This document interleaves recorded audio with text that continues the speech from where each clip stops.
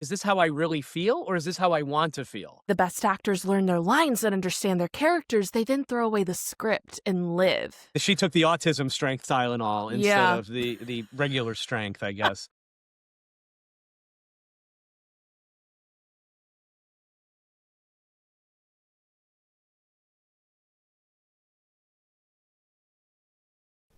It's all about us, and it's time to bow down. Hello, everyone, and welcome back to Bow Down. Dennis, as always, so lovely to see you, and I'm really excited to dig into this conversation, not only to hear your thoughts about what came up for me, but to hear what came up for you. So I'll just toss it over to you to introduce our listeners and viewers to what we're doing today.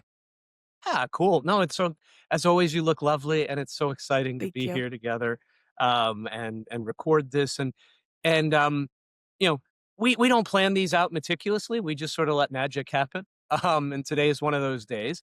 But sort of riffing on what we've been talking about over the last couple of our recordings was around Dungeons and Dragons characters and and one of the things that we kind of talked to was this idea of rehearsing and um how role playing games can really, if done with intention, can absolutely affect our lives. They can bleed over into our real lives and help us um, change maybe how we behave, how we see ourselves. And as part of that, I had recalled this online quiz that I had done, and so just sort of brought it up right before session. So we'll put the link down below. It's called the Open Source Psychometric Quiz, and it's a, as far as I can tell, an open source free website that allows that has a whole bunch of free tests that you can take. And unlike like a BuzzFeed quiz or something that we've all seen from time to time, these are actually statistically very rigorous. As somebody who was a former statistician, I approve this message. Like it's a real so it's a really kind of cool thing from a science perspective to see in action. So I highly recommend if you're at all interested, that you check it out. We'll have the link down below. But so what we did was we both took this quiz. It had there's a 36 question version and then a bigger, longer version, which and obviously the more questions you answer, to some degree, the more accurate things are. But you have to take the quiz. But they basically offer you a series of choices on two scales, A or B. And you put the slider to say how much of A versus B. So, for instance, it might be sarcastic versus sweet, and you have to choose. I'm fully sarcastic, I'm fully sweet, or somewhere in between. So you can choose your levels and obviously every answer is going to be slightly different. And some of the pairings don't seem to make too much sense. Like it could be bear or wolf. And again, well, how do you answer that? And so there's a whole bunch of these questions. And at the end, though, and that's what we're here to talk about, is the characters that you are most like. And one of the things I thought it would be fun for us to do live, and I think it's fun, or is a good exercise for everyone, is to see what characters seem to be like you based on your answers to these questions. And what does that bring up for you? Is it good? Is it bad? Some of the characters, you may like the fact that you are like them, and maybe you're proud of that. Other characters, maybe not so much. And so I think it can be a very interesting exercise in understanding ourselves, which is what this whole game is about anyway, right? It's about can you know yourself? And so I thought it would be interesting for us to just compare notes and and explore sort of in real time. And I have no idea where we're gonna go, and this may be a flop, but I don't know. I think it'll be cool. Yeah, So I think with so that, too. I'll toss it back over to you and Yeah. Reese, and let's see how we do this. No, I'm so excited because I think exactly like you said, like it feels very statistically rigorous. And so I'll also throw out there, if anyone does go and take this test, like try and do the surveys that they do. That's only going to strengthen the quiz and help support the work, especially since we have access to it for free. So any way that you can support with your um information that you feel comfortable sharing, please do support this creator, this work. And the other thing I was thinking about as we were going through this is how obsessed we all are with personality quizzes. And I think there is just something to wanting to understand the self that is so, so captivating.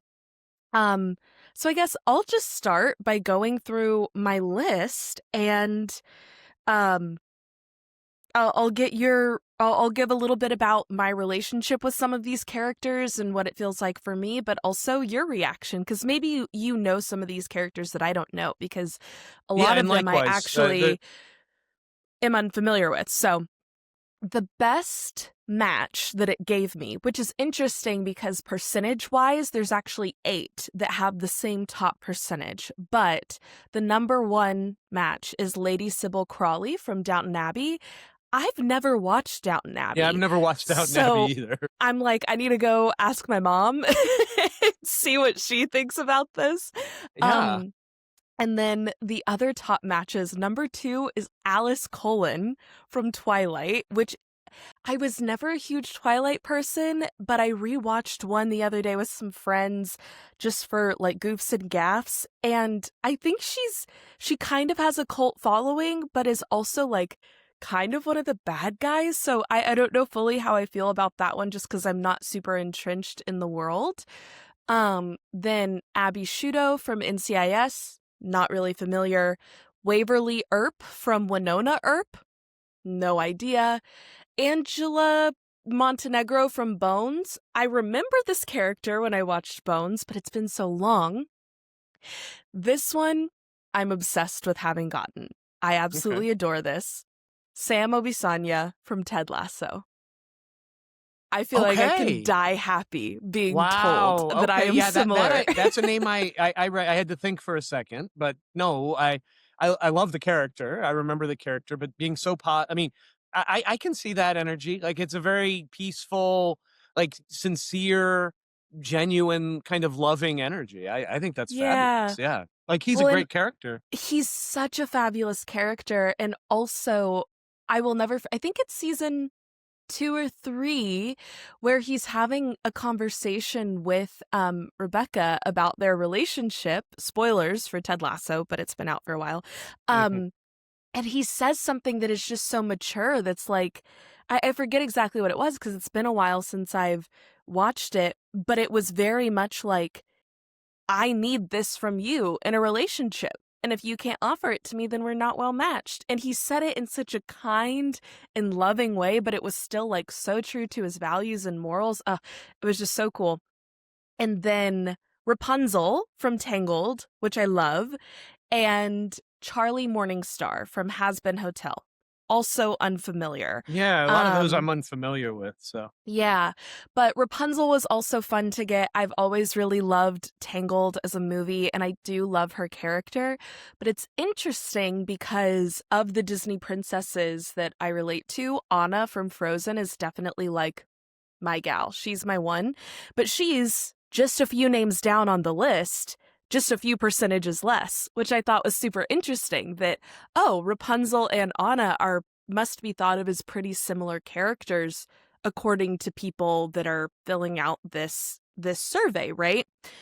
Which is cool. Some other ones that just jumped out at me as characters that I'm like, yep, I absolutely relate to, and these are some of my favorite characters. Just about anything from a work that I have seen, the character that they list is the character from that I relate to. So I got Barbie from the Barbie movie, which was another one that I was like, that feels like such a nice compliment because the Barbie movie is like now become one of my favorite movies. I love it and it's just great. And then also Anna, as I mentioned, Jess Day from New Girl. Have always loved Jess and yeah, related to yeah, Jess. okay, love it. Um, Leslie Knope from Parks and Rec. Of course, she's my girl.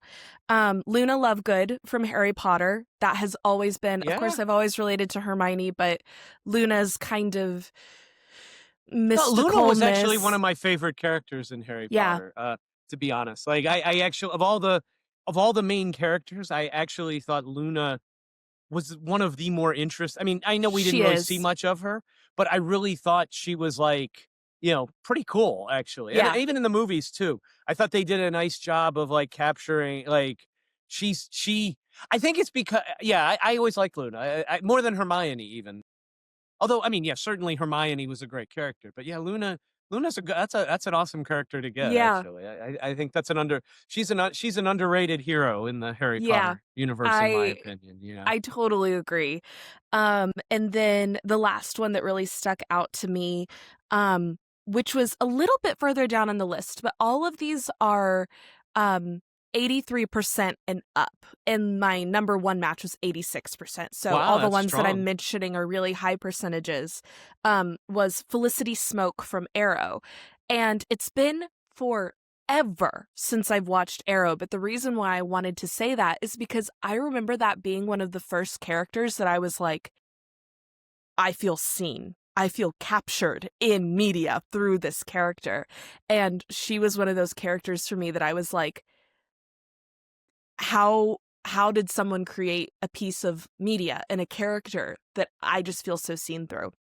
So that was really cool to see that name come up for me too, that it was like, yeah, absolutely, that rings true. A few other ones that other people may just find interesting, but I'm not as familiar with, but I'll throw out there for listeners or for you, Dennis. Sailor Venus from Sailor Moon. Um, Let me see. Dr. Sean McGuire from Good Will Hunting. Can't believe I haven't seen Good Will Hunting. Need to see it. Um, Janine Teagues from Abbott Elementary. Iroh from Avatar The Last Airbender. Um, Deanna Troy from Star Trek The Next Generation. Um, and then Christian from Moulin Rouge. I have seen Moulin Rouge, but I don't remember enough about it because it's been so long for Yeah, it's that been to a while mean since, yeah. anything significant. But So, were there yeah, any on there that you were like that immediately sparked something in oh, I don't like that, or that brought up some pause, oh, I don't see that, like, I don't know, anything that was interesting in that way, in that sense of, wow, yeah. I don't really feel like I'm this person, but The only one, because again, maybe if I knew, it's great that there's so many different IPs that are included in this, but it's like maybe that would be more true if I was more familiar with some of these. But the only one that is like interesting to me is the Alice Cullen one from Twilight, because I think she is considered one of the bad guys, which is interesting. And it's also interesting to think of a list of like, these are all the good guys in all of these shows, except for one of my really strong matches, I'm pretty sure is one of the bad guys. So it actually just makes me want to go back and rewatch all the Twilight movies, um, to really look at her character the same way I'm like, well, now I need to watch Downton Abbey.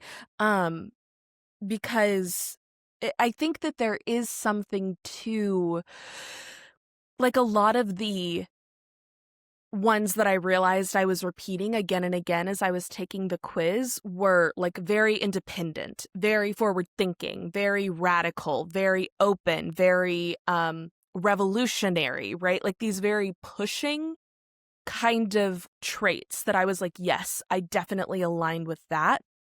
And now reflecting on it, I can see how like driven and radical and like pushing and determined could be this thing that is good or bad, right? You could absolutely have a villain that is extremely determined and extremely radical and extremely committed.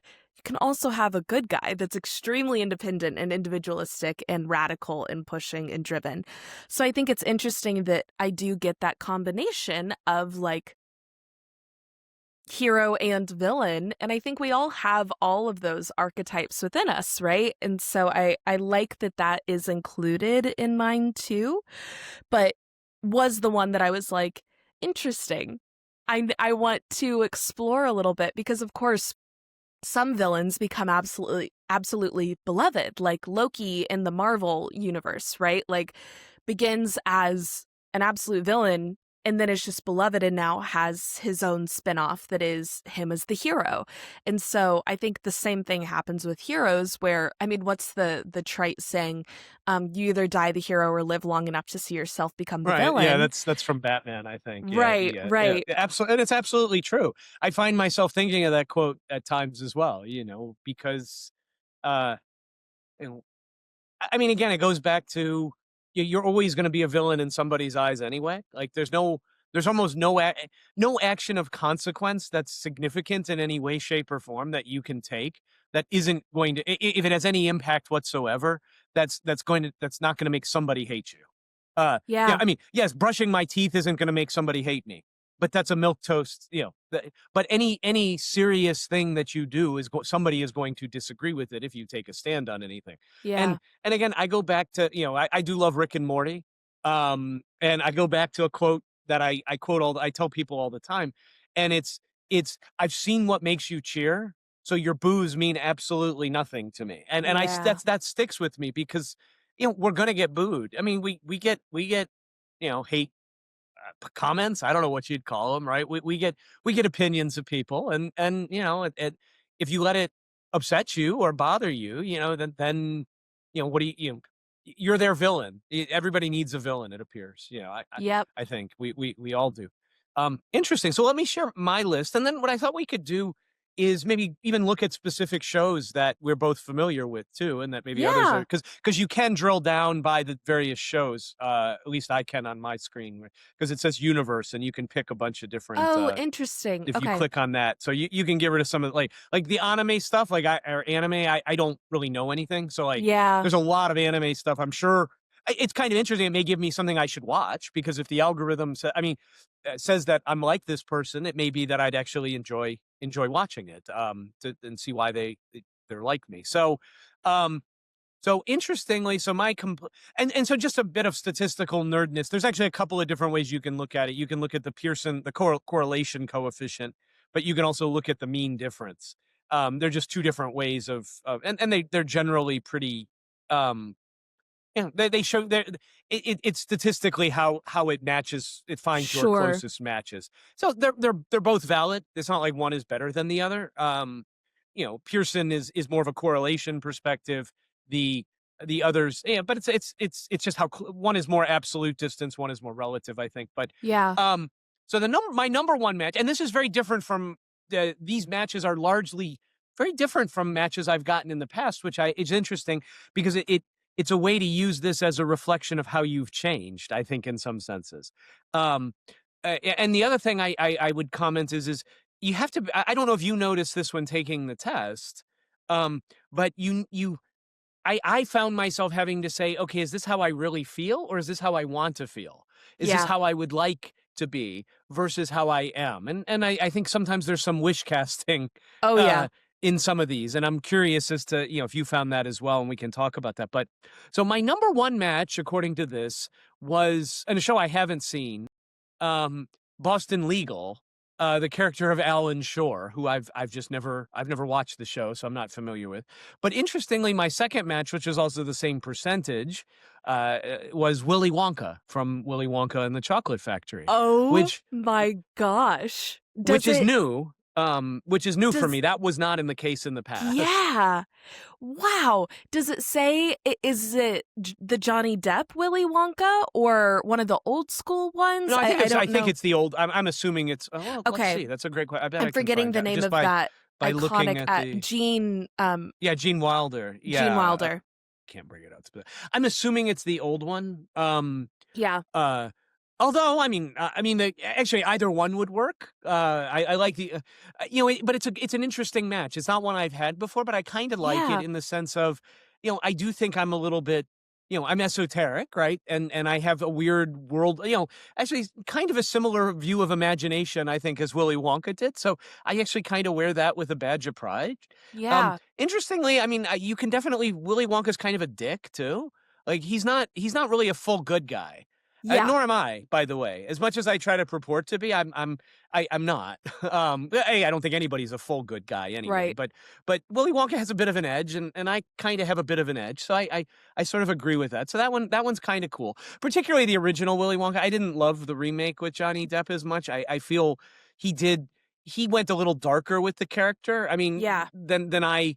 Not necessarily wrong because I do think there is a bit of a darkness to Willy Wonka. Yeah. In some ways, I guess depending on how you look at it. So that one was interesting. Let's see. So Mia Wallace from Pulp Fiction. Okay. So that her character, which is also very interesting. I agree with that. I actually I can see some similarities in our character.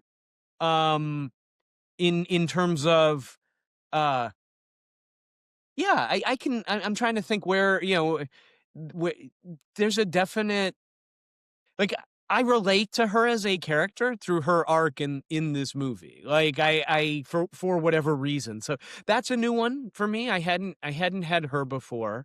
Um I also relate to and Vincent Vega was also very close on Pulp if we talk about those two were my two closest match, and then it was a sharp drop between the other. That's another way to use this verse rather than the absolute numbers. You can look Right. at it relatively as well. Like, is there because if all of the numbers are close to like there is no statistical difference between any of my top 10 or 20 on this list. Like from a statistical perspective, they are equally as correlated. Like there's Relevant. no Right. yeah, they're that and what's really interesting is in comparing across, like, oh, I match more closely with X than Y.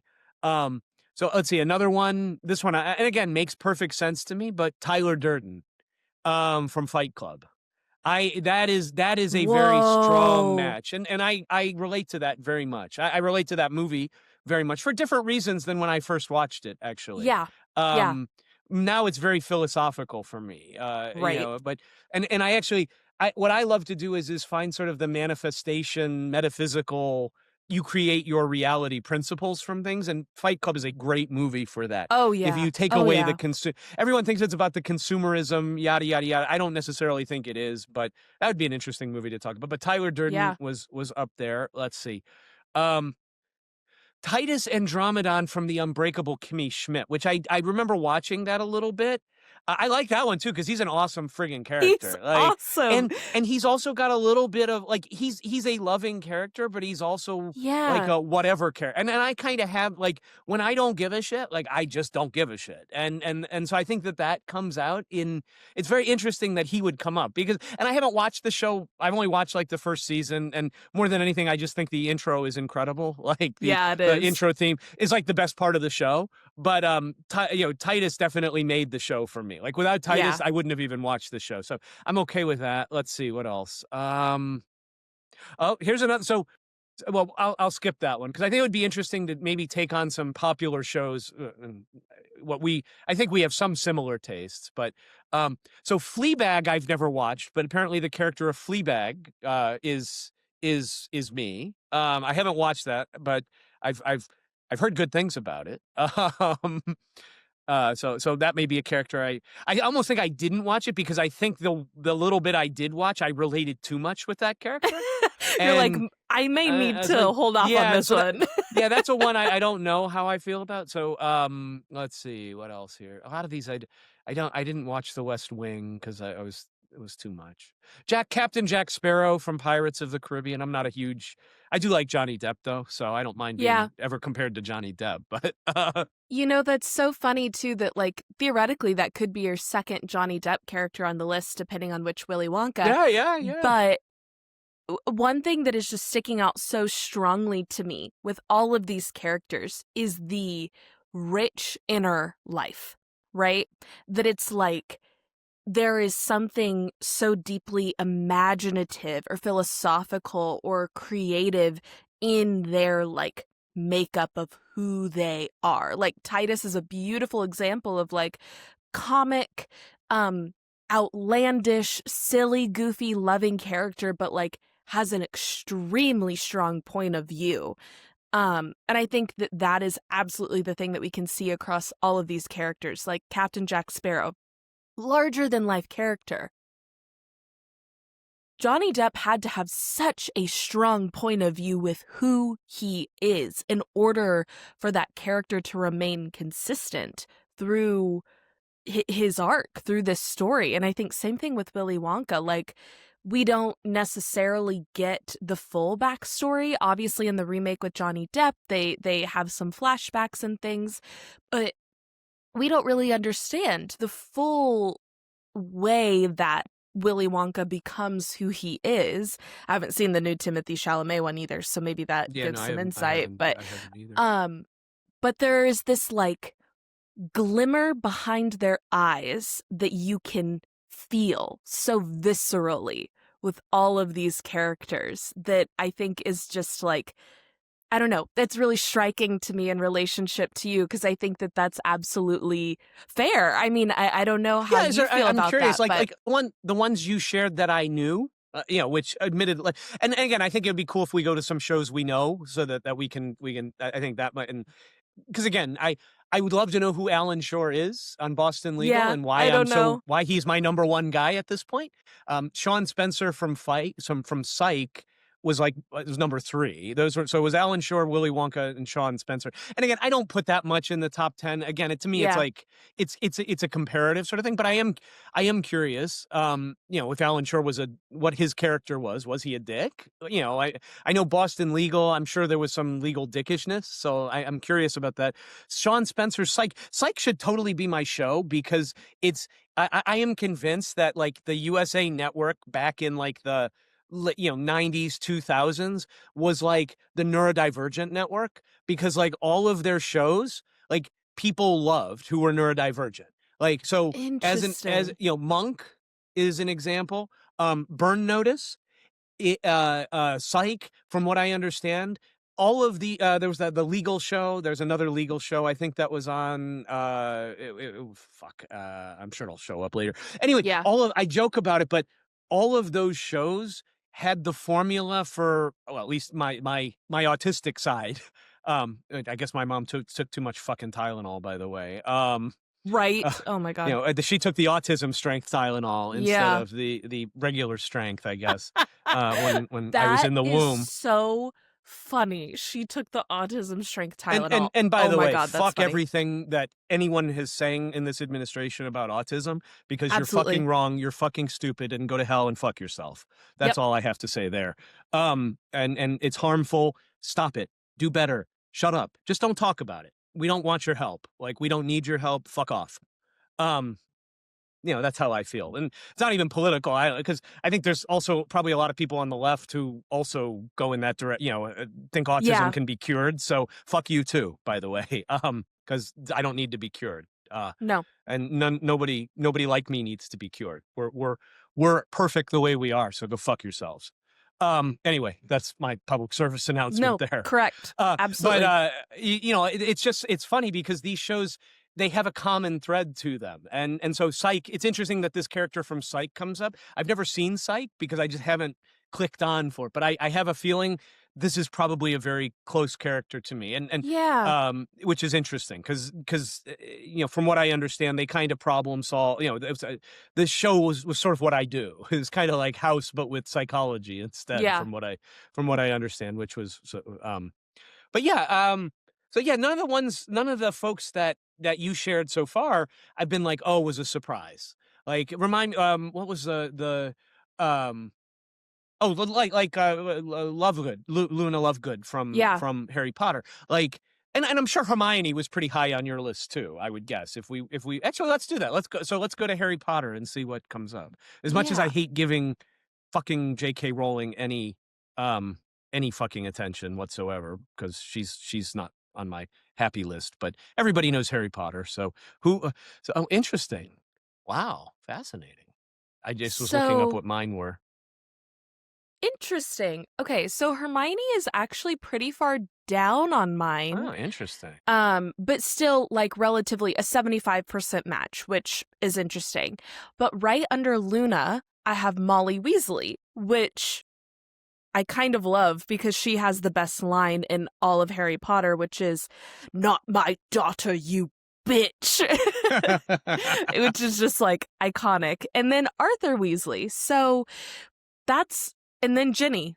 I got all the Weasleys, and then Luna How Lovegood interesting. first. So How interesting. yeah, I like that. The Weasleys are awesome people. So yeah, of all the people to get, like mine are not so cool, frankly, yeah. or not so loving. Is none of my characters are in fact loving, really across any of these, or what I would. I mean, they're not. None of them are like blatant. Well, some of them actually from the Harry Potter are kind of blatantly evil, but so my number one was Nymphadora Tonks. So, and I'm cool with that. Yeah, She was a I really love cool Tonks. character. Tonks was awesome. George Weasley was number two, which it's cool. I mean, I dig that. Like George Weasley was a good dude. Sirius Black was number three, which also he was a good dude. Yeah. But again, always a little bit of like edge.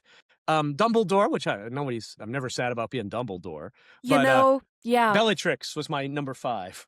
So kind of go all over the place. So Yeah. It's interesting because in comparison with like the Willy Wonka, Titus Andromedon, uh oh my gosh, his name just completely left me, but from Fight Club, Tyler the Durden, yeah, yeah. Tyler Durden, these kind of imaginative characters, I would jump to Dumbledore as being the kind of equivalent in the Harry Potter universe as someone who like isn't necessarily good or bad, but has an extremely strong point of view about what they're doing and why they're doing it. And then there's also this like magical, imaginative twist to it as well. And very complex characters, right? Like Dumbledore is one to me, like an extremely complicated character to really understand. And like at the end of the books, all of the backstory that goes into it. But same thing with Sirius. Like talk about a complicated character that has some edge in there, but still I think is one of the most loving characters in the Harry Potter series, though. Um, I've always loved Sirius. And it's interesting that you said you had Tonks as number one. Tonks pops up as my number seven, and we both had George, too. So that was another Well, thing that I was there's curious certainly about. some. We definitely have the energy. What's Yeah. kind of interesting is what I've noticed here, and I'm curious. I'm curious how this will. I look at it from a human design lens as well. And what's interesting is so I'm a 2-5, which we've talked about that, but both of those involve a lot of projection. So people projecting things on you, particularly the 5 line, is what is a very projection. And all of these characters that I've noticed, people project things onto them and see what they want to see in them. So Willy Wonka is a great example. Like, Mm, is he evil? Is he good? Well, it really depends on your perspective. I mean, there's an edge there. So it feels like a lot of the characters high on my list do match up energetically from a human design perspective, because I think there's a lot of projections put on many of these characters, and they kind of play things somewhat close to the vest. I mean, and again, there wasn't a huge difference for me between, like, so the top 5 in Harry Potter none of them were super strong. I mean, the highest was 68%, and you had some in the 80s. So none of oh, these yeah. are super close. I do find it interesting that you have Bellatrix right up next to Dumbledore. It's just very Yeah. interesting that those two would basically be equivalent. And I think about it, and I don't hate it in the sense of, I mean, again, Bellatrix certainly was on the wrong side, or we were told to be on the wrong, was on the wrong side, and but yet I did admire her ferocity in getting what she wanted, and I appreciated the fact that she was a powerful woman. So I have no Yeah. problem, again, good. You take away the good and evil from it. She had a belief. She lived according to that belief and did everything she could to see that through. And I admire that to some degree. I don't necessarily, again, wouldn't espouse to have her end, but I can admire that strength in a character. So I don't mind being matched in that way. Yeah. Um, let's see. So what was another show that might be interesting to look at here? Yeah.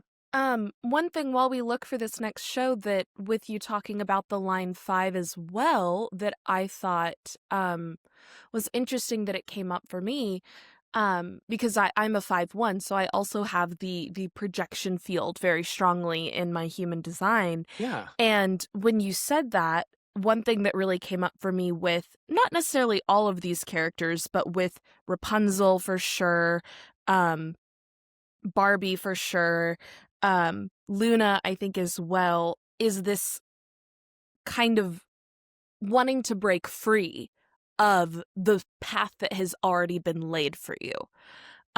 Was something that resonated very strongly with me. Like Rapunzel's entire arc is escaping the tower, escaping the projection field, this path that she has been forced down, and she wants to explore. She's curious. She wants to find who she is. She wants to be free. That is her whole thing.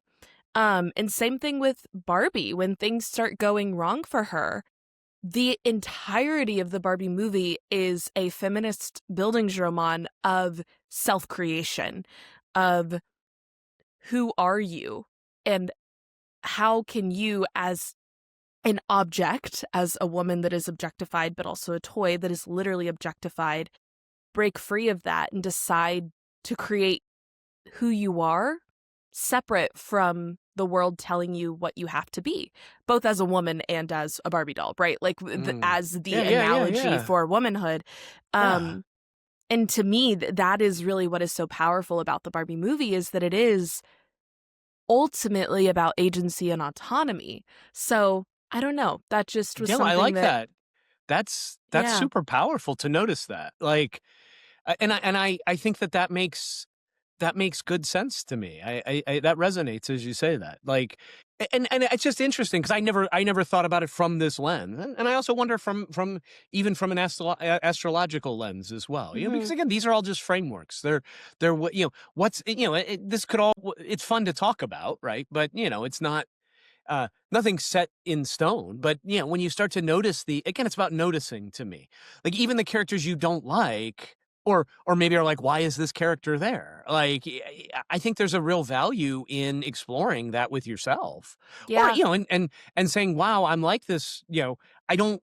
There's no. I'm past the stage of not liking. You know, who you know. If it says I'm like this character, or you know, this character and I share a similar worldview, I'm beyond the, "Oh, no, that couldn't be true," and more like, "Okay, let's explore that. And what can I take from this? Is it troublesome, you know, for" So, I mean, it could definitely be like Tyler Durden is, you know, he's not necessarily a warm and fuzzy character exactly. I right. don't know, he's a bad character or a good character. Um, but you know, it's interesting that and he was somebody who was consistent. Tyler Durden, as I've changed over the years, because again, I took this test 2 years ago, and some radically, you know, people have moved down and other people have moved up, which I think is very interesting. Tyler Yeah, Durden, however, was always a very strong. I remember Tyler Durden was high on the list before and remains high on the interesting. list, which is also interesting. So I think it's wild. I'm trying to think what would be a well, we talked a little bit about The Good Place. I know that's you're a fan of the show, Oh my The gosh, I Good Place. love The So Good Place. how about The Good Place? Why don't we talk? Let's Yeah. see what comes up for that. Uh, But let me see I'm if you can guess me. But don't say anything because I haven't seen you. okay, okay. And see if you can guess who my best match was. And I'm gonna see if I can. Who who do I think your best match would be? I'm Interesting. gonna guess your best match is Michael. Okay. Why? So, not just on you, but based on the other characters. When I think of someone that is like kind of larger than life, imaginative, but has this complexity to them, and is able to dream up and create these big things. Season one of The Good Place is a world entirely created by Michael. And even though he is technically a demon who eventually comes over to the good side, he I think he really mirrors a lot of these. It's kind of the mad scientist of it all, I think, is a trope that I keep coming back to too with some of these characters. Hmm. And that feels very resonant to me with some of the other characters that popped up for you, but also this like strong sense of direction. But maybe not, because some of these other characters are very, I know who I am. And Michael does go through a lot of self discovery. But Interesting. yeah, So for you, Michael's my I will guess. tell you, I will share mine first, but before I do, so for me, I think for you, I would The best match to me would seem to be Chidi, if I had to guess. And the reason I say that is I feel like you're very thoughtful, way more so than and thoughtful, I mean, both in a nice way, but in the true meaning of the word. That is to say, you give a lot of thought to things, you process things, you examine yourself. And I feel like Chidi does a good job of doing that. Now, where I don't think you're indecisive like Chidi was or any, but I think from a, if I had to say, like, just from a you think about things and you try to see things, like talking about the trolley problem with you is fascinating. I love the way you think about it, and I love how you see all these different sides of it. So I guess that, I mean, of all the, and I'm looking at the characters that come up. That's the character I most see in you. But I'm curious. Yeah, I that and those are my rationale. So before you answer, so Michael was very high for me, but second most high. There were two characters that were top, and Michael was one of them. And in fact, if you look at the mean instead of the correlation, he's on top. But my number one character on The Good Place was actually Eleanor. Believe it or not, which makes sense to me. I have no doubt Yeah. about that. She's actually one of my favorite characters in television. Yeah. Her whole arc as well, I mean, I Is think is beautiful. fabulous. It's a But beautiful character. like, of all the, if it was like TV crushes, like Eleanor Shellstrop would be one of my top 5 TV crushes. Like, from a just like, I would love to be with this person. Like, I would love to hang out with this person for all of their flaws. So it's interesting, which makes sense. I mean, I like myself generally. I mean, there's things I Yeah. wish I were different, but I, and I think that I can own that. But yeah, Eleanor was my number one, but Michael, and I think Michael is new to the party, which is very interesting that you picked up on that. Like, I don't think I would have considered myself, and I don't think Michael came up very strong the last time I took this test, which was like 2 years ago. Eleanor did. I remember that. So Eleanor has been very consistent, but Michael, I think, was a new addendum. So that was for me. So how did I do Yeah. on picking you? So it's interesting because if I was just guessing, I would have, without looking at it, I would have guessed Chidi for me as well, because I think absolutely that's the character that I related to most watching this, not just his interest in philosophy, of course, and like his character constantly wanting to like overthink things. I feel like there's beautiful aspects to that and deep problems with overthinking things. And I really relate to Chidi's anxiety and the way that he can catastrophize, and seeing that played out in a comic way has always actually been really comforting for me. And I think one of the reasons why I love this show is that we're seeing something that I have always looked at as a part of myself that I've had to struggle with, but in an endearing way for this character. So I would have guessed Chidi as well, but he's actually pretty low on my list, and my number one is Janet. Okay, that was my second guess. So I was almost going to say it. Yeah. Okay, so if it's not Chidi, it's got to be Janet. And I see that. yeah. I totally see that in the sense of you kind of have that same, energy. I don't, of like, of just being pleasant. Like, because I mean, Janet to me is a very pleasant, wise character. And but also very patient, and those Yeah. qualities do strike me very strongly in you as well. So was there a bug flying around you? I Yeah, think I saw there it. was a little bug, So- and I was like, Oh, oh, interesting. I think I did I see get it. it? I think I just got No, it. Janet makes sense. That would have been my second guess. So because I was looking at the different characters.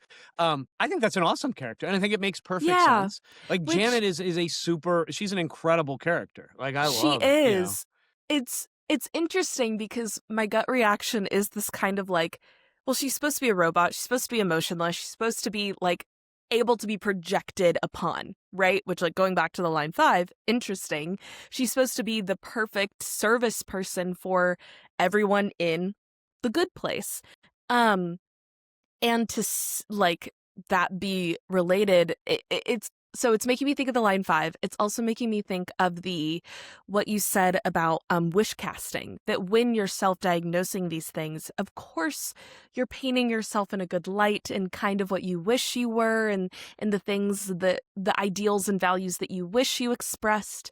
And while I do agree that I think the general energy of pleasantness is absolutely one I try to bring, I think there's also something in the people pleasingness that comes up, that Mm. it's like, that is Janet's job, Oh, is interesting. to Yeah, serve. yeah, And yeah, to be that's, everything, to be whatever that person need. yeah. Interesting, yeah. But then to see her arc be, actually, I want to live my own life. And she deeply wants to experience things and be curious, and ends up marrying Jason, the absolute goofball, and goes from living this very structured black and white kind of life into chaos and joy and silliness and goofiness, which, I don't know, it's an optimistic arc to me, because it is someone who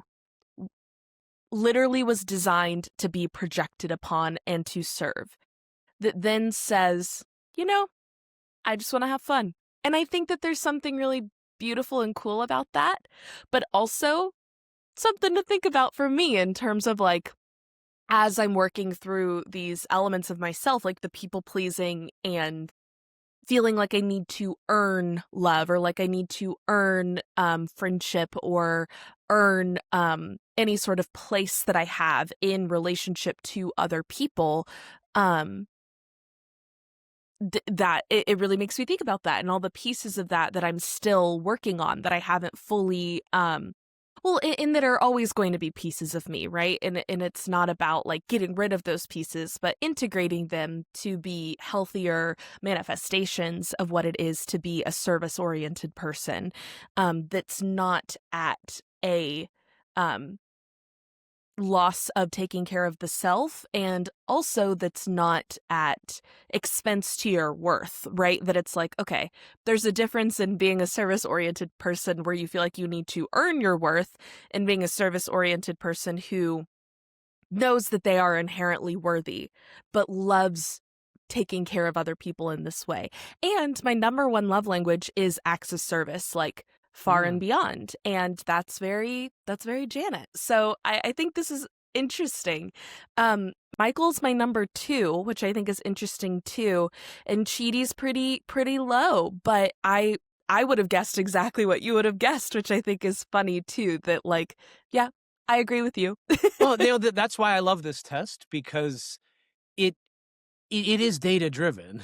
And so, there is, you can absolutely, um, it can tell you things like that you might not see. And I love that. I love that about it. So Yeah. let's see. What would be some other, what would be another, Hmm. why don't you pick one with that, Yeah, I'm trying to think of one that's popular that would be fun. that ideally Um, I've heard of right, right. and you've heard of? Um, The Office. So that's Okay, my do The favorite TV Office. show. All right, I let's do it. Let me find it. None of those popped up on mine. Oh, they're all pretty low for me, which makes sense. Interesting. Yeah, none of them are super high for me. Yeah. So Interesting. maybe let's pick, unless, do you want to talk about these? I don't find this one super Yeah, no, I'm interesting not. for I me. mean, my Kelly Kapoor was my number one. Um, so I don't know what to. I mean, I don't necessarily think that that's necessarily inaccurate, but Right. um, yeah. There's I don't have much to say there. So Right. what other Yeah. shows? Pam is my number one, but I think, you know, after clicking on The Office, it's like they all are pretty normal characters except for the ones who really aren't normal. So, not necessarily the most exciting to talk about in this context.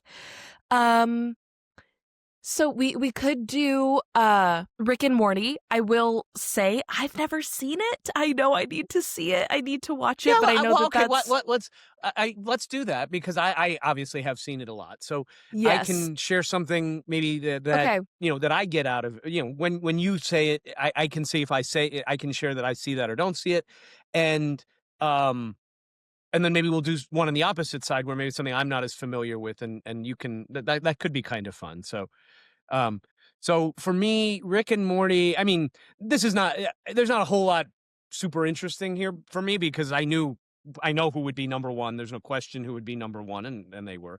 So I mean, Rick is going to be number one for me because I definitely plot towards Rick in terms of my worldview, in terms of just about everything, in many ways. So by far, he was my number one.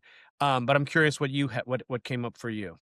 Morty, it's only 50% though, so Oh, it's that's not not super super high strong, either. but Morty is my number one. How strong is Rick for you?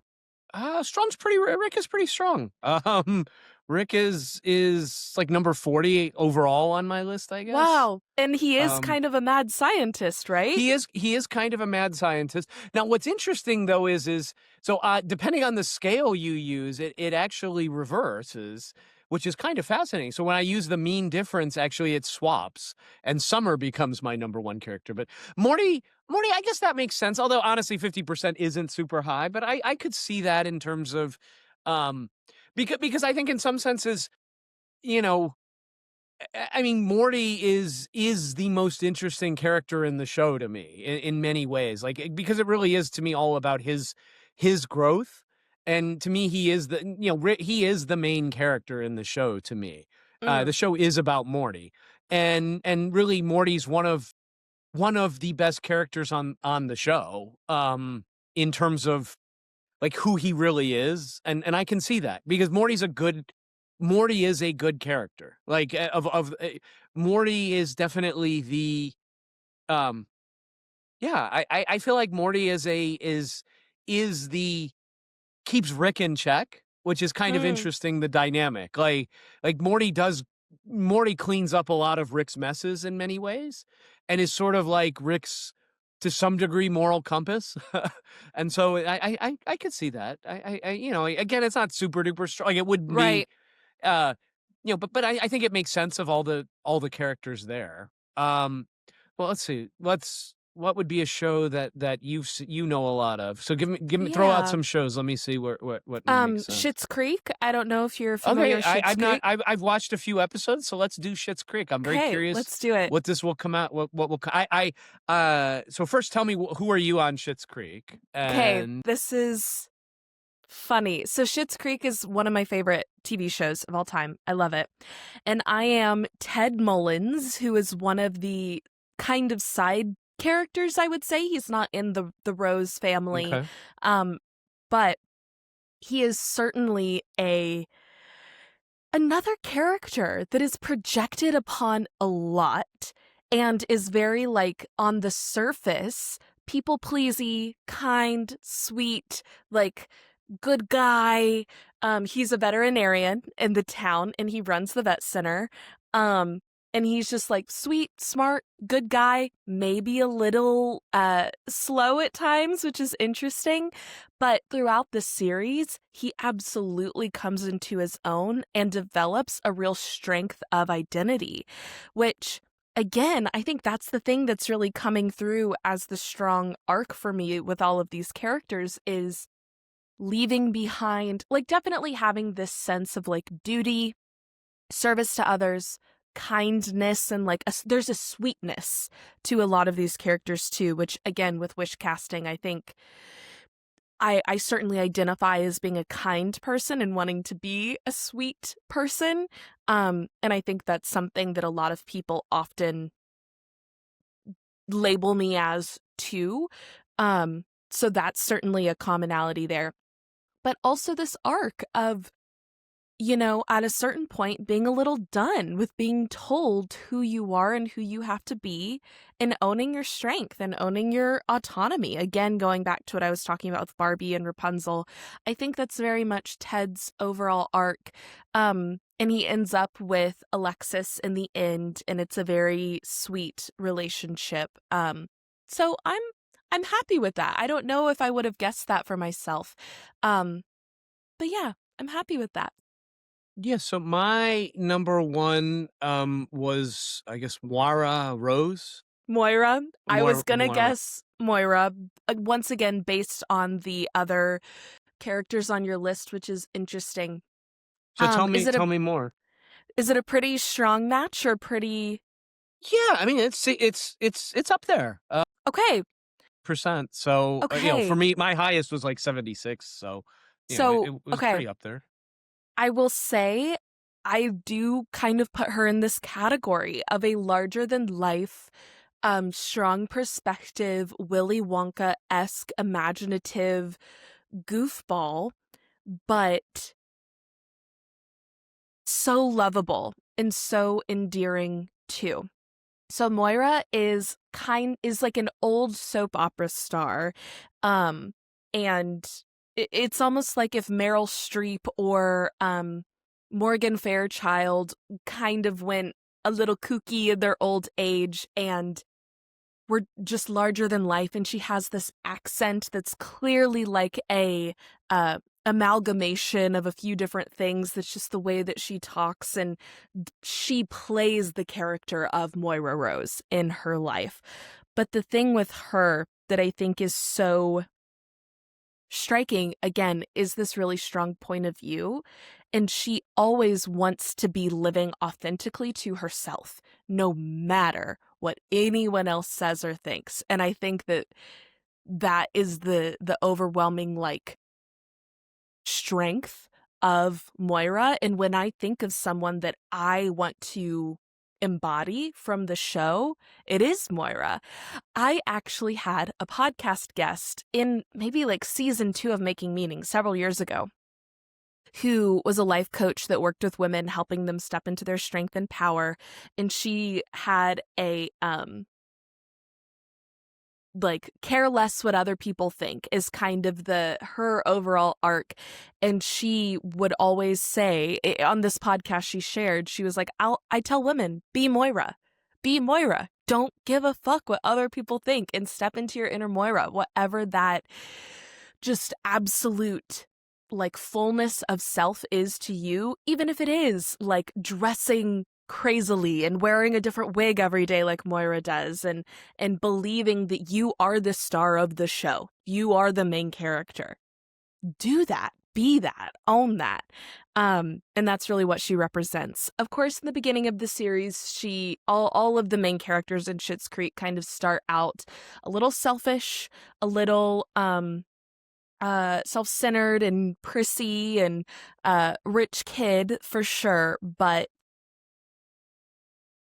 Moira is one of those characters that I think we all could do to own a little bit of. So I love that for you. I think it's very like she has a little bit of that mad scientist in her, and because she is an actress, we also get to see like her passion for her craft and for the things that she creates, which I think you certainly have as well, even though you're not a performer, but you do have a passion for your work as your craft. You know, you want to be very good at therapy and life coaching and working with people at this thing that you believe in, that you want to help people with. You're very dedicated to being the best at what you do. And that's very Moira too. Yeah, no, I am. That is more than anything. Like I do not want to sell snake oil. Like I won't. Yeah. You know, if I can't help, so I mean, I know I can help anybody because of presence, and presence is what really does the work when you can just be in presence more than any technique or anything else. But you know, the way you get there is to learn to be in presence. So that's the work that I do. You know, to be able to get out of my own parts in my own head. Yeah, so I'm curious. That's I was looking. I'm curious what Seinfeld character you are, and I don't know how much you watch Seinfeld. So I I pretty much know every Seinfeld episode ever. Yeah. I'm curious what and mine was very accurate for me. Actually, it's who I would have said. And it's who I've always joked I was whenever I would do these tests myself. I would That's always so say funny. So I do know myself in that sense. So. Yeah. Mine is Kramer, which I don't think I would have guessed, but he's 66% for me. How interesting. Yeah. I got to think about that because I am also Kramer. How fascinating. Okay. Which makes very much sense to me. Because I have crazy ideas. Like I've always said, like of all of the characters, Kramer was my number 1 and Elaine was my number 2. Those were the 2 characters I most and that's true. Kramer was 71 and Elaine was 68 for me. But that's very interesting. I will say real Kramer. quick, George is my lowest, and he's like 10%, and thank God for that. That makes Oh, me feel good. interesting. Wow. Yeah. George is a 50% for me. Morty Seinfeld was the one I'm least like, actually. It was Mm, a 43% for me. Part of it is I don't, I tend not to go extreme unless like the answers and the more extreme you answer these, like it makes a much more clearer correlation. Like a lot of mine mm, ranged just because I always hedge bets and it's like, well, am I really, very few things was I like 90%. Most of them were in yeah, the 60-40 range or thereabouts. So, I think if you were a little more I think you're going to get stronger numbers. Like, I'm not going to get any yeah, 10s because I didn't give enough answers to be diametrically opposed to any characters.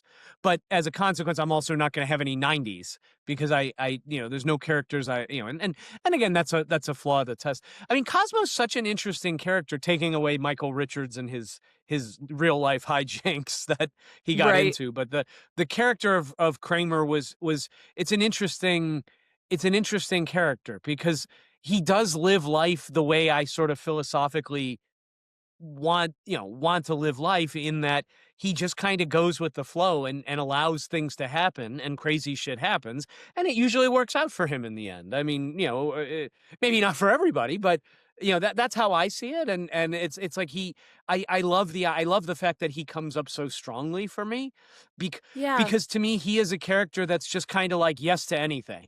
And I think that's such a powerful way to live life, because you don't know where you're going to end up if you just say yes and do shit and see what happens. And that's why yeah, I really, I love, I almost wish I was more Cosmo Kramer. Again, taking away his antics in real life, which can make things a little difficult. But what came up for you right. with Kramer? I'm curious. Like, Yeah. I it's think it's interesting that we both were interesting, strong on that. right, that this is kind of where we've been. But yeah, I agree with you on this kind of being a yes man, and that's certainly being something that I strive to embody. Like, even if I know that I'm going to overfill my planner and be exhausted with like the 30 different jobs and obligations I have going on, I've gotten better about saying no, in terms of like saying no in a way that it's like, I really don't want to do this. I need to say no. But in terms of like, but I do want to do this thing because it's a great opportunity and a great experience. Sure, I'll forego a few hours of sleep to go do this. And so that's definitely a philosophical way of living that I align with what you were saying, but also the go with the flow, maybe not as much as the like kind of goober energy, I guess I'll say. Um, because that's another like philosophy of Kramer that I love, is his ability to be a really deep thinker. And like he talk about the mad scientist energy, right? Like all of his inventions and Kramerica Industries and all of these ideas and just constantly having something new come up that he wants to try, but having fun with it. I think sometimes I can get into the weeds about being a little too serious, but Hmm. also I love having fun. And I think like church for me is laughing around a dinner table with my people. Like that is the most spiritual thing you can do, is just like have milk coming out of your nose. And I think that that's absolutely the Kramer energy that I hope that I embody, is this ability to balance. Yes, we need to think deeply about these things. We need to be intentional and reflective and thoughtful, like you were talking about earlier, not just in considerate, but in really think, be full of the thought about what the things we do mean. But also the same way the best actors learn their lines and understand their characters, they then throw away the script and live. And that's what I think we need to do too, is think about these things in the way we live our life, and then have fun, play in it, dance in it. And we take ourselves way too seriously. I'm like, if no one's dancing on the dance floor, I want to get the dance floor started. If no one's, I don't know, any sort of thing that could be a thing that it's like, ooh, but what if that's embarrassing? I'm like, go be embarrassed. Dance in the grocery store. Well, see, to Like, me, that fits in with the Jess from from the New Girl energy yeah, for sure. Like I see that aspect, and yeah, I dig that. Like I love that idea. I what I love about Kramer too is he really doesn't worry what other people think about, and yeah, uh, that to me is somebody who struggles or has struggled and continues to. Um, uh, you know, it's for me I want to be more like that. Like I yeah, want to care less and less about what people think. And that's a tough thing for me, yeah, sometimes. So I like that Cosmo Kramer energy of, you know what? Like I'm just going to trust the I mean, in some senses Kramer is like a little child. And yeah, the Bible says the kingdom of heaven is like a little child. And I agree with that. Like I do think there is something to be said for being a little child, if that makes sense. And so so yeah, I love Cosmo. yeah, I think I think that life would be better if we I mean he's blunt, right? I mean, but he speaks the truth. Like I remember the episode where the lady had a really old looking hairstyle and was like and he would just was like oh you need to change that hair, which yeah, normal people wouldn't do, but he wasn't wrong and she looked better when it's that sort of energy as well. I kind of love that, so I think yeah, I think it's really cool how it comes at it from different ways. Like I yeah. guess I and Kramer was not a he was certainly not an evil like, you could argue, like, No, Elaine was manipulative and would try and George for yeah, certain, right? I mean, George's right, character, was very manipulative and out for themselves and whereas Kramer I mean, Kramer was to a I mean, Kramer cared about Kramer for sure, but he was less concerned with that. It was more, "Hey, here's a cool thing, let's try it. Let's see what yeah, happens." And I love that energy. And Doc Brown from Back to the Future was also high on my yeah. list, by the way, which Okay, is yeah, yeah, in yeah, that same vein of energy, sort of. There is a mad yeah. scientist, I love um, that. but more of a mental mad scientist than like I not like physical. Yes, Like I'm not gonna this invent things, but metaphysical mad for scientist. me, Yeah. yeah, it's a spiritual mad scientist, Yes. not a physical, Right. engineer. That's not Yeah. my bag. Um, what's Well, another is one? there? A couple more Yeah. here. Um, I was gonna say, is there any other one that you would be remiss if we didn't touch on? I don't know if there's any other one that I'm really like, we just have to do. Of course, The Wizard of Oz may be interesting because everyone's familiar with Yeah, it. sure. Let's do the Wizard of Um, Oz. I like that. That's okay. interesting. Well, so what did you? So I'm Dorothy at 79%, so pretty strong Wow. Dorothy. But again, curiosity, wanting to break out of the same old, wanting to explore something, um, and that sweetness, the softness, which also hearing that come up again and again for me is like, maybe I need to do some reflection with how I answer personality tests too, because I think I try and do a pretty good job of like, as I change and I realize like, I am a radical person. I am someone who wants to really push forward. I am someone who uh holds a lot of like strong ideas. It's interesting that still this like thread of like mildness kind of comes through with some of these characters. And even though I think maybe I couch myself in that sometimes, I don't know if I would really describe myself as mild anymore.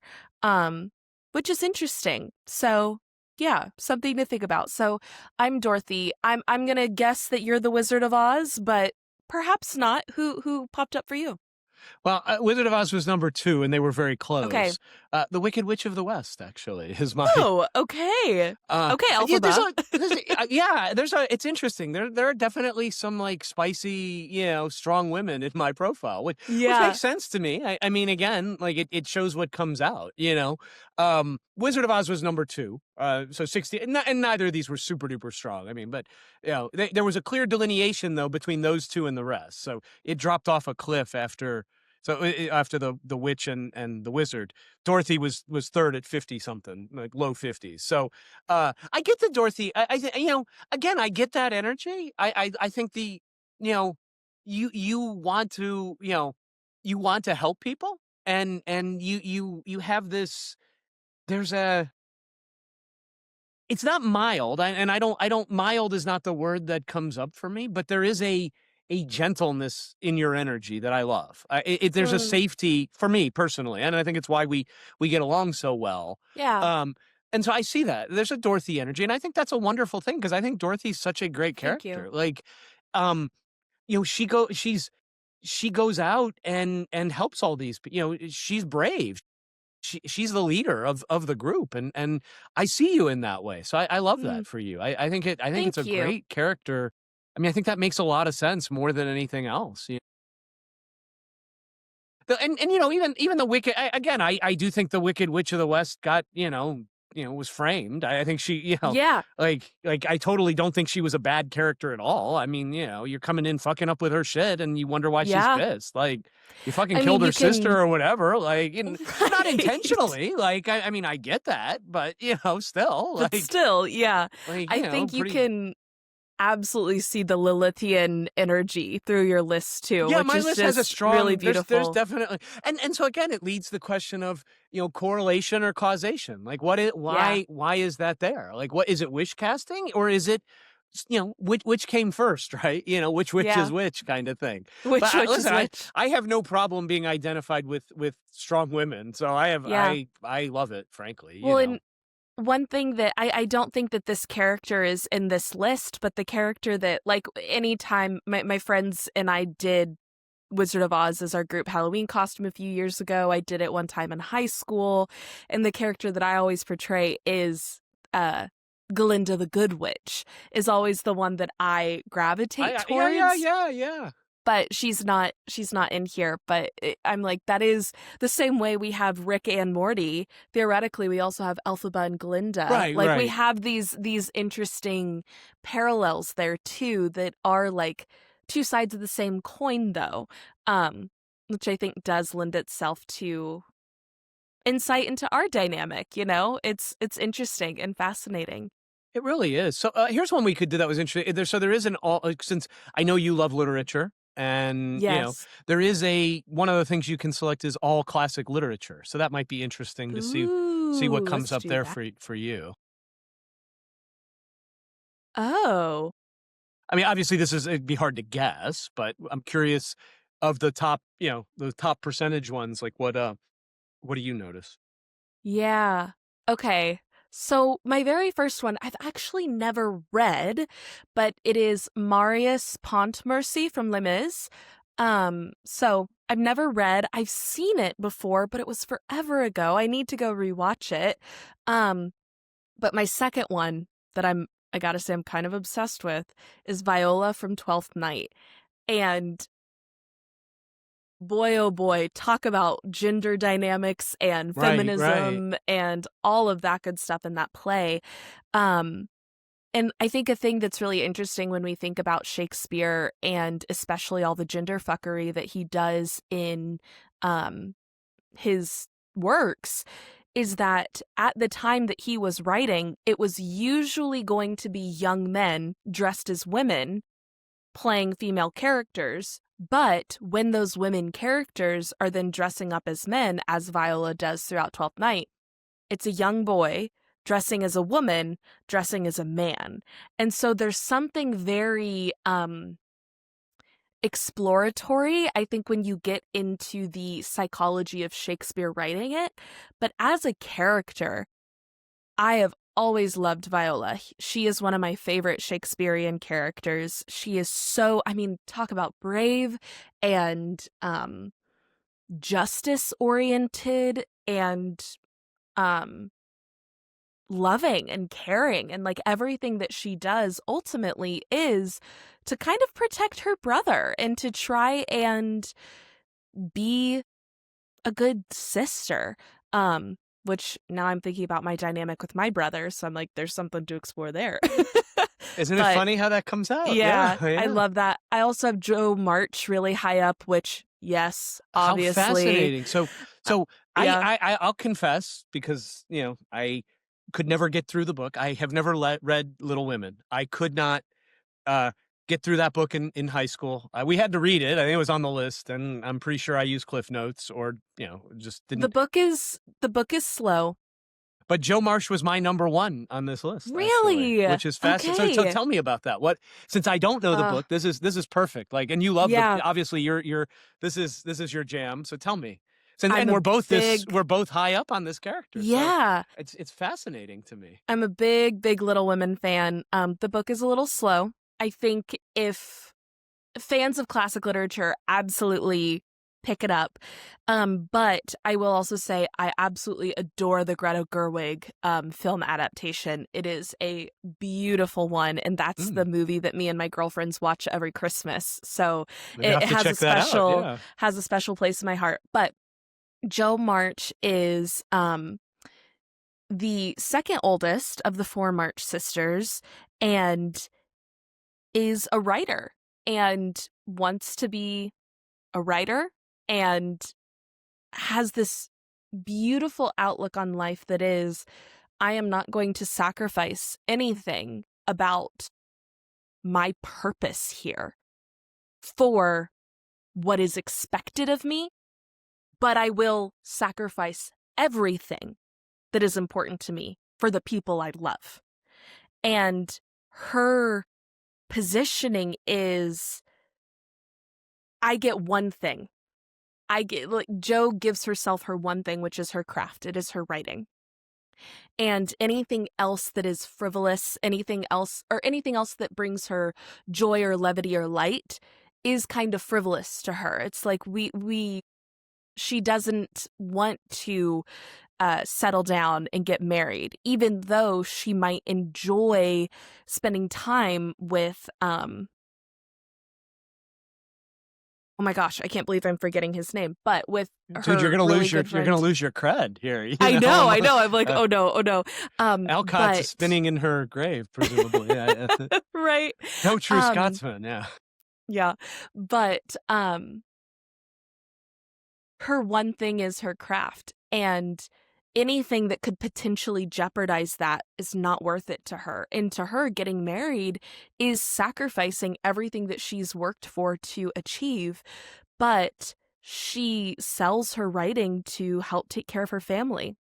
She sells her hair in one scene. She completely cuts off all of her long, beautiful hair and sells it to pay for treatment for her sick younger sister. And she comes home and it's a beautiful scene where she like takes off her winter hat and all of her family is like, "Oh my gosh, like what did you do?" And she was like, "I have money. We're good. Like to take care." And so Love that. she talk about a strong point of view in someone who has such strong values, and her positioning on sacrifice, I think, is the thing that's so fascinating to me because she refuses to sacrifice so much, but she also sacrifices so much. And what she's willing to sacrifice, I think, is the complexity of Jo March. Hmm, But I love that. ultimately, she is like the independent woman who cares about her craft and her purpose here, and she chases it. I Um, see. yeah. I love hearing that, and it makes me happy that she came up very strongly for me, uh, because particularly around like that this like when there's something to focus on, like yeah, it is. This is the hill I'm going to die on. Like I think you have to live that way if you really want to achieve what you want to achieve. It is, you know, this is the way it's going to be, and I won't accept anything else. I mean, fundamentally, that's what manifestation is. That's what Yeah. prayer is, really. I mean, deep down, it's this is the way I want it to be, and this is the way it's going to be. Now, the question is, do you insert God in there to because He wants it to be this way versus I want it to be this way? I think that's what I got stuck on for a very long time. Uh, no longer, fortunately, but yeah. So, I have a tremendous and those are the people I wanna work with more than anything, is the people who are so fucking, "This is the hill I'm gonna die on." Yeah. Like, I don't care, and who don't who want what they want and don't give a shit that that's what they want. Like Yeah, that's, and it's okay that they want that, and it's beautiful. And those are the people I admire and more than, that's Joe. well, I love that. I love that. So Yeah. let's see who Teddy. else? That's his name. Oh, Teddy. Ah, you got your cred back. There we go. There it is. It came to me. Awesome. Sorry, but No, yeah. that's so awesome. Let's see. Uh, so interestingly, Rhett Butler from Gone with the Wind was very strong for Okay. me, as was Scarlett O'Hara. So they both were. In my top 10, both of those characters occur. Interestingly, Interesting. which again, both make sense to me. Those are my two favorite characters in the book for certain. And I think it perfectly, to me, I think it perfectly illustrates my divine masculine and my divine feminine. Like, I really do think it shows those two sides of me, because there is a side of me very much like Rhett Butler, who really wants to take care of people, wants to have the means, like money doesn't really mean, like, I don't get the impression because Gone with the Wind, I've seen the movie. It's definitely one of my favorite pieces of literature, I would say, that would be considered literature. Um, and so it's interesting that both of those came up for me, because there's a side of me that is very I love Scarlett O'Hara as a character because she was an any means necessary person. And I appreciate somebody who is any means necessary. Yeah, she did some pretty heinous shit, but I appreciate why she did it. And again, it wasn't necessarily right or wrong. I don't know, but she did what she needed to do. I appreciate survivors a lot, I think. Mm. Maybe because I am a survivor in some senses. Um, you know, Well, and so I mean, Alphabet too. That it makes me yeah, think like, no, she is the ultimate survivor. Yeah. it's very interesting how these things come in. So now another one my highest Shakespeare, interestingly, was Lady Macbeth. Interesting. Isn't that's Another pretty, one of my another favorite incredibly powerful, Shakespearean yeah, characters. I love Lady Macbeth. Of all the quotes, I love her power. Yeah. Macbeth was the first Shakespeare I read, actually, in ninth grade, as I recall. Usually they start you with Hamlet, but we started with Macbeth for whatever reason. I Our think Macbeth is a better one to start with, actually. My stage and Shakespearean nerd is coming out. I think Macbeth is one that's easier to follow. Hamlet has a little bit more nuance going on than Macbeth does, even though of course Macbeth has a lot there, but there is an easy surface read that you can get of Macbeth, and then you can kind of dive in further. But Lady Macbeth is one of those characters that, like, I think it's one of the reasons people fall in love with Shakespeare is because of the way that he crafts characters like Lady Macbeth. Well, and I mean, Lady Macbeth is very Jezebelian, I guess I would say. Yeah. There's a Jezebel archetype there, in the sense of manipulating her husband to, and saying some pretty awful shit, I got to say, but it got the job done, right? But Yeah. like, hey, if I had a baby like you, I would have rather killed them, than have them nurse, because you're such a wuss, I mean, basically, and all, and yeah, and so I'm happy to have to count Lady Yeah. Macbeth there, and then Princess Anna Karenina. And I've never read Anna Karenina, so I guess maybe I need to. I do like Yeah. Russian literature, but I've never read Anna Karenina. So I don't think I've read it either. If I have, it's been so long ago. I don't think I have, though. But of course I've heard of it. So that would be an interesting read as well. yeah, so I mean, it's so fascinating to explore and see the common threads, Yeah. and it's interesting to see how in the areas, when we have, there are absolutely some very similar characters to that we have in common, but then there's some Mhm. where we're totally opposites, which is, Yeah. it's just fascinating to me how that were, oh, this could be how interesting. So Game of Thrones, is interesting as well. And once again, so for me, I love Game of Thrones. I love the book more than I love the movie, or the show. That's another one. So my number, very interesting. My top two were both very powerful women in the show. So my number one was Melisandre, who was like the prophetess of a dark god, and then number 2 was Daenerys, the mother of dragons. So very Yep. interesting. I'm So curious, what were Daenerys yours? is my number 2 as Oh, well, but my number 1 is Samwell Tarly, and I'll admit, wow, how internet, interesting. don't hate me, internet. I have never seen or read Game of Thrones. Which I How know I need to. I know I need to, but I don't um know. I mean, it is one of my. I do think it's a great work of. So Sam, so it's very very interesting. Like, um, I see that completely. I see that, and I think a lot of people would struggle with having. It's kind of like Samwise in how interesting Samwise. Like yeah. it's kind it or it's like in Lord of the Rings. Samwise is probably the most awesome character in the whole fucking thing, Yeah. actually. Oh, But he's always been the one that I'm like, that's who I want to be is right, Sam. He's the yeah. one who actually gets the job done. And I would argue Samwell is very much in the same vein in Game of Thrones.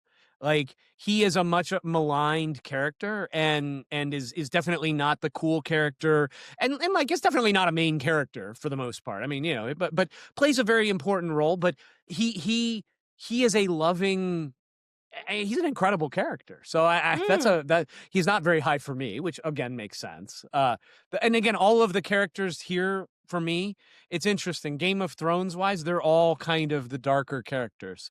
So, interesting. um, they are very much ends justify the means of my top 7 characters. Like none of them would you would consider the good guys for sure. Interestingly, so. Um, Whereas I would say Samwell might be the best character in the whole. I mean, in terms of Wow.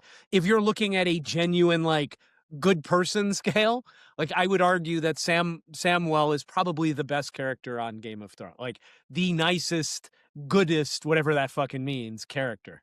So, Right, right. uh, By who and the Daenerys the makes sense general. for you as well. I definitely see you as And they're a really close. It's 72 and 74%. So they're really close. Yeah, and it's the interesting, it's interesting that we both are close. 67 is me for Daenerys. Um, and I kind of see, I can definitely see that energy in you, but I also agree that I think Samwell is even stronger, of an energy but the two together, like Yeah.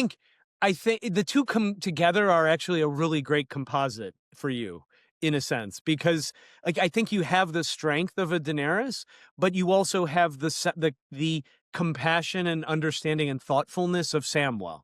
And that's a great combination to have because you have the power and ability to get stuff done, but at the same time, the thoughtfulness to not abuse that.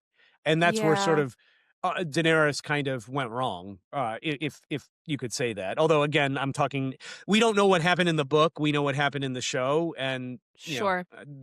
I think that we'll never know what happened in the book because the guy's going to die before he finishes the book. So, Yeah. I guess it'll have to be the show, which kind of sucks because season 8 sucked, but Yeah. whatever. Well, Interesting. I I love hope this, man. so. This was I take cool. that as such a compliment, and I do think that that's what I strive to do, and it's a hard balance to strike, like absolute power corrupts absolutely. So how do you have power rooted in love? How do you have power rooted in compassion? Can that be true power? And I believe yes, but it's certainly a thin line to walk, but I think one worth walking. And this has certainly been extremely reflective and enlightening for me. Um, yeah, and I feel like I'm just kind of a broken record at this point with the like breaking free of the chains, but also doing so in a way that's in alignment with your values and ethics. Like that is, I think, what I keep seeing with the characters that come up for me that I really resonate with.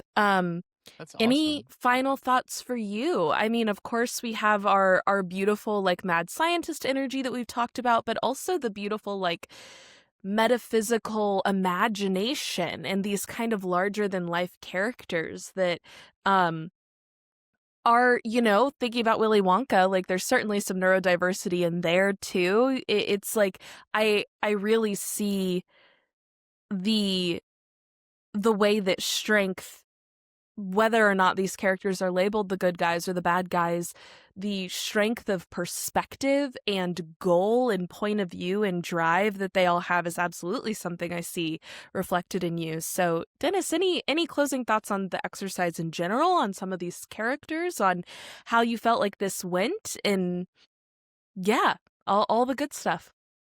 Um, I thought this was great. I could do this all. I mean, I think it's so Yeah, fascinating to learn about these aspects of ourselves. And I am a big fan of like personality tests and things of that nature. I mean, I could talk about any of all of those Myers Briggs, and because they're all made up anyway, you know. yeah, Uh, but they're still fun. I mean, this is made up, right? But there's it's all about what truth do you take in it. You know, there's none of this is good or bad. You know, I mean, so I was looking at so you I don't I'm not familiar at all with Twilight. Because I was too old and it just wasn't something I ever got into.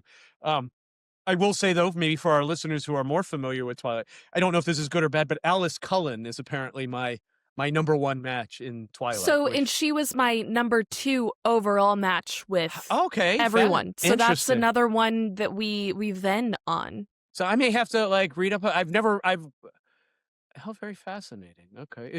And so she's the character you were talking about who is both good, like has there's good and bad. Is she that character? I Like I think so. I think because the Cullen family is like very complex, and there are some members of the Cullen family that are good and some that are bad.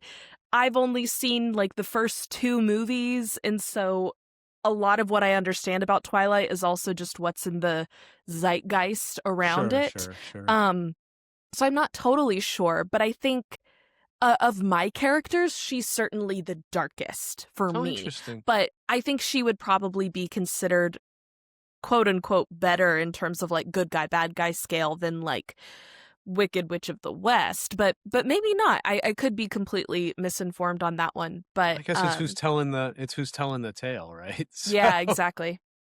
Yeah. um, interesting. Yeah, no, I love this. This was so cool. I'm so glad we did this. Like, Yeah. we should. This is. It's. I think it's good for just talking about things. And so I'd love for our listeners, the viewers, to put in their characters. Like, what do they see Yeah. about themselves? Like, Give us your top what 10 in the comments and what you think about it. Does it yeah, like resonate? which do you love the most? Which do you hate them? You know, which do you like the least? You know, and I'm just looking at mine, and honestly, there's none of these that I hate. You know, I mean, they are what they are. You know, there's I don't.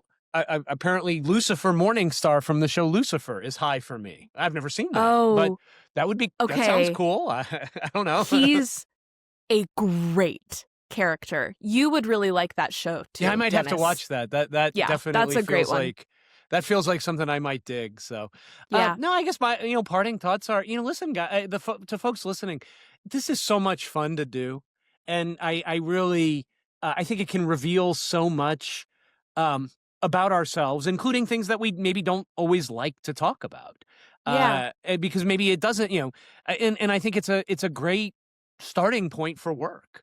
Like what about this character do you like? What about and then and to me this leads to back from what we were talking about the last couple of weeks around role playing and intentionality. Like this is a great way, if there's a character here that you're very much like, uh maybe examine that. What are the traits that make you like them? And you can drill into the data and see, but what would it be like to be that character? Do you want to be more of that character? Or if it's a character you don't like, what is it that you don't like? Is it part of your shadow self? Is this something you need to that would be helpful to look at and integrate? Can you own it? I'm perfectly happy to own the Wicked Witch of the West energy. I have no problem with that because I don't really think she did anything wrong. Um, you know, I mean, maybe and a lot of these characters that are supposedly darker, I do put value on their passion, and Yes. none of these characters were hypocrites. And I think that for me, I can see like they may have been hated, they may have been evil, quote unquote, but they were not hypocrites. They were genuine to who they were, and I see that theme with you as well. Like Mm. which I think is Love them or hate them, So I Right. encourage folks, do this. Like, it's so easy, it's so quick, and man, it's just so fascinating to learn more about yourself. So I hope people will Yeah. post their number, character they love the most, character they hated. What are they most proud of? What are they least proud of? And Yeah. we can maybe we'll talk more about this in the future. Yeah. But love it. Well, and This was I awesome. completely agree with what you're saying about using this as a tool for the work, for the growth. Because just because there's a character you don't like that pops up, or a quality from a character that you're like, "Oh, do I exhibit that?" That isn't necessarily a thing to say, "Okay, and now I need to practice not being that," right? Maybe it is if it's like a liar or something and you're like, "Well, I don't want to be a liar. That's actually something I'm going to work on not doing." Sure, then you can look at that. But if it is exactly